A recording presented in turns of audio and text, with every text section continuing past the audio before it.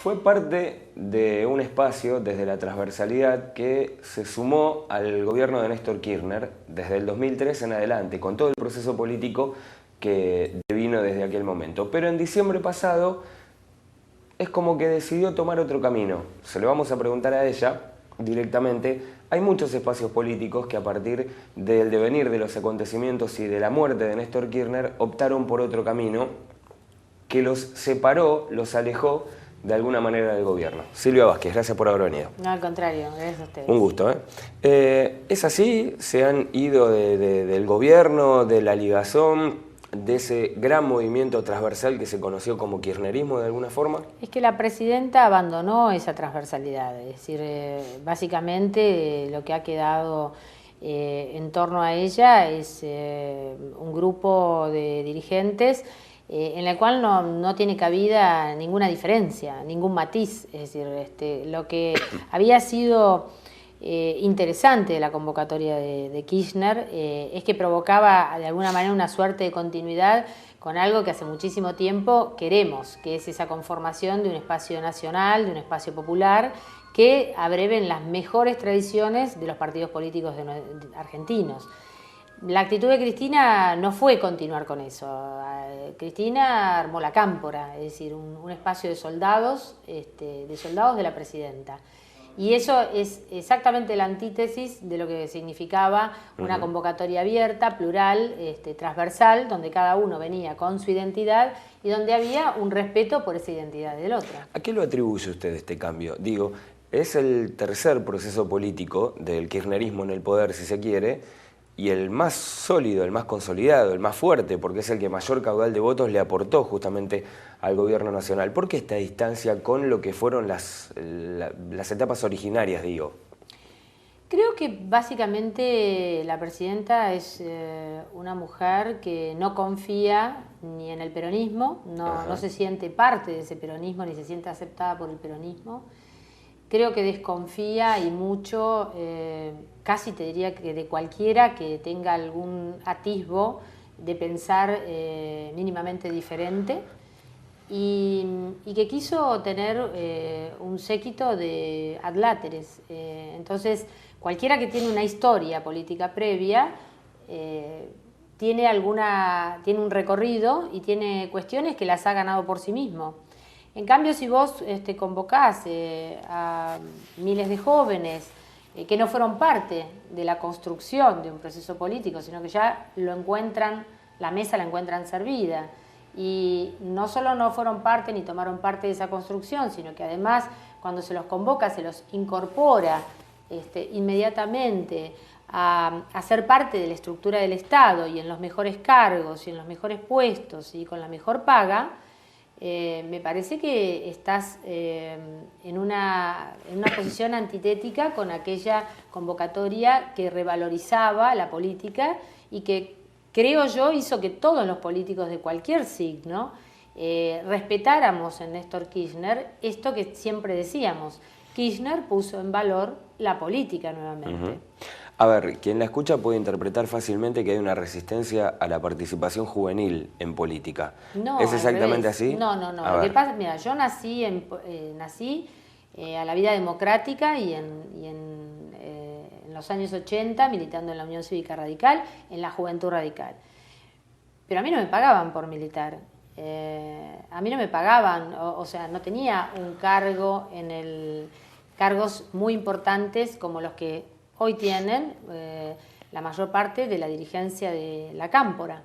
Entonces, yo no entiendo en eso, no veo ninguna militancia, ni tampoco veo la rebeldía que tiene que caracterizar a la juventud, ni tampoco veo que tengan autonomía, porque además ellos se definen a sí mismos como soldados. Entonces, la realidad es que yo creo que es cierto lo que vos decís en torno a que pareciera ser el proceso más consolidado de los 3 mandatos, pero al mismo tiempo nos encuentra con una presidenta que, en mi opinión, exhibe una enorme desconfianza hacia todo lo que viene de la política. Ahora una enorme desconfianza también se suma a lo que tiene que ver a todo lo que viene del sindicalismo. y entonces la exhibe con un grado muy alto de inseguridad, quizás porque no era ella la armadora política, porque ella era candidata en todo caso, o fue la, digamos, la persona que se exhibía frente a la ciudadanía en una candidatura, pero obviamente uno concluye, después de ver lo que está sucediendo, que era Néstor el que efectivamente conocía las reglas de juego, los tejes y manejes de la propia política. A ver, Alberto Fernández, jefe de gabinete durante 6 años del gobierno primero de Néstor, luego de Cristina, se va y hoy es prácticamente un enemigo público del gobierno. Bueno, su caso tiene mucho que ver, usted fue una de las legisladoras que más defendió el proceso político, recuerdo lo que fue la batalla por la ley de medios, batalla entendida en términos democráticos, por supuesto, ¿no? Hugo Moyano, recientemente, presentado en la esfera pública como un hombre que está pretendiendo desestabilizar a la democracia, literalmente. Muchos sectores afines al gobierno lo plantean de esta manera. ¿Por qué pasa esto, cree usted? En parte por lo que te dije anteriormente, porque creo que hay una enorme inseguridad de parte de la presidenta. Es decir, aquel que es un cuadro por sí mismo, porque tiene toda una trayectoria, o porque en el caso de Hugo Moyano, además representa un espacio de poder tan importante como es la CGT, el movimiento obrero en la Argentina, le genera una enorme desconfianza y entonces apunta a la cabeza permanentemente. Por otro lado, creo que ha exhibido una actitud una falta de convicción acerca de algunas cuestiones. Ponías como ejemplo la ley de medios. La realidad es que cuando empezó ese debate, en mi caso yo presenté el proyecto antes que el gobierno lo mandara a la Cámara de Diputados, y todos sospechábamos que efectivamente era probable que la presidenta no tuviera tanta convicción respecto a que había que democratizar las comunicaciones en la Argentina y democratizar los medios, que más bien el resultado fatídico de la elección del 2009 la había impulsado a tomar la decisión de enfrentar al Grupo Clarín. Los que sí teníamos una convicción acerca de que habían pasado 25 años de la democracia, tenemos muy presente cuáles son esas deudas que la democracia tiene para con los argentinos, sabíamos que había que lograr dar esta batalla como madre de todas las batallas y la impulsamos desde ese lugar, porque además vivimos la manipulación de la opinión pública a lo largo de estos 25 años. Pero la realidad es que después de que desde el Congreso le dimos esta herramienta formidable a la presidenta la malusó. Es decir, lo usó para otra cosa, porque buscó a los amigos del poder y buscó a amigos y socios, digamos, del poder para hacer una apropiación de los medios y bueno, ya no ahora, no enfrentar la cuestión monopólica del Grupo Clarín porque hay una ley que habla de la desinversión y le pone límites, sino porque ellos arman grupos comunicacionales que también transgreden la ley, que nosotros mismos votamos. Entonces, a ver, la presidenta está exhibiendo debilidad porque exhibe inconsistencia. Yo creo que debe ser una de las cosas más terribles que le puede pasar, digamos, a alguien que está en el punto más alto, quizás, de la acumulación de poder político, como es el caso de la presidenta. El riesgo es empezar a bajar. Es decir, el riesgo es ese, empezar a decrecer. Y exhibir inconsistencia puede crear dos fenómenos. Por un lado, el que efectivamente, por una cuestión lógica, empiece a decrecer, pero también perder aquellos que hemos sido sus aliados en las causas, para comprarse aliados que no son aliados de las causas, sino que son aliados personales.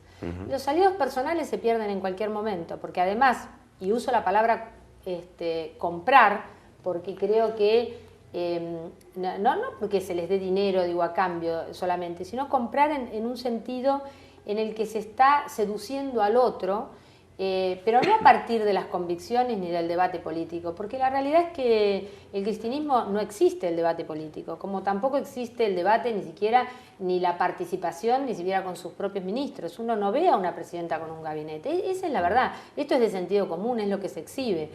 Esa necesidad que tienen incluso hoy los ministros, que no la tenían con Kirchner, de decir permanentemente porque, como nos dice la señora presidenta, como ordenó la señora presidenta, como la señora presidenta está monitoreando todo lo que estamos haciendo. Bueno, esa necesidad que se expresa en el lenguaje permanentemente, la realidad es que nos hace pensar que las cosas no deben ser tan así.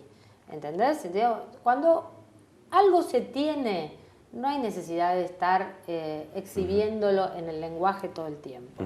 Se lo tiene. Silvia, ustedes por estos días están lanzando su espacio político Confluencia en Capital Federal, una línea, si se quiere, que bueno, viene a aportar su pensamiento también en el marco del proceso político que se está dando. Le pregunto, todo este análisis que usted hace, de alguna manera desemboca en una lectura lógica. Hay muchos sectores que están planteando la reforma de la Constitución como una manera de no acotarle el poder presidencial, que en el 2015 estaría limitado en principio. ¿Ustedes cómo ven este proceso? Espantoso, eso me parece absolutamente decadente, de gente sin ninguna creatividad, es decir, para justificarse en la idea loca que tienen de seguir estando en el poder político, que es el poder del Estado y que es de todos, porque hay que entender que los políticos somos inquilinos del poder, no somos dueños del poder. Usan este argumento que realmente es muy decadente. Acá no hay ningún motivo para reformar la Constitución, para habilitar ninguna reelección más. Acá no hay ningún iluminado, que no se la crea ni la... Yo creo que la presidenta es consciente de eso. Honestamente creo que es peor ahí como el funcionamiento de su círculo áulico que ella misma, ¿no? En ese sentido. No, me parece que tienen que entender que uno es inquilino del poder, está un tiempo, sale, va a la vida privada, vuelvan a trabajar, señores, como lo hacemos todos, y después, bueno, tal vez te toca otro periodo, otro mandato, pero esa cosa de la continuidad a perpetuidad es muy tremendo, es muy tremendo. La última, hay elecciones en el 2013, es verdad, pero el 2015 es el horizonte, me parece, de tu amor. ¿Qué figura política ve usted con consistencia pensando en ese 2015? Yo creo que hay muchos. Hay algunos gobernadores,